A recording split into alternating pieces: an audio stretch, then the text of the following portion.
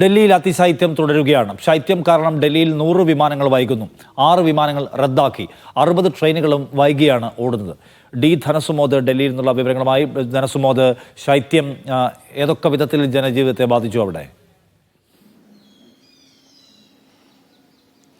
നിഷാദ്, ഏറ്റവും പുതിയ വിവരമനുസരിച്ച് ഇപ്പോൾ 155 വിമാനങ്ങളെയാണ് ഇപ്പോൾ ബാധിച്ചിരിക്കുന്നത്. 155 വിമാനങ്ങളാണ് ഡൽഹി വിമാനത്താവളത്തിൽ വൈകുന്നത്.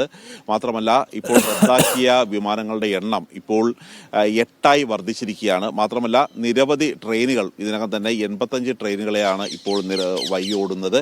അതുകൊണ്ട് ഉത്തരേന്ത്യയിലെ ഏകദേശം എല്ലാ ട്രെയിൻ സർവീസുകളും താളം തെറ്റി തന്നെയാണ് പോകുന്നത്. ഈ ശൈത്യതരംഗം 8ആം തീയതി വരെ തുടരും എന്നുള്ളൊരു കാര്യമാണ് അറിയിച്ചിരിക്കുന്നത്. പക്ഷേ ഡൽഹിയിൽ തണുപ്പ് കുറയാനായി ഒരു 2 ആഴ്ച കൂടി കാത്തിരിക്കേണ്ടി വരും എന്നാണ് കാലാവസ്ഥാ നിരീക്ഷണ കേന്ദ്രം പറയുന്നത്.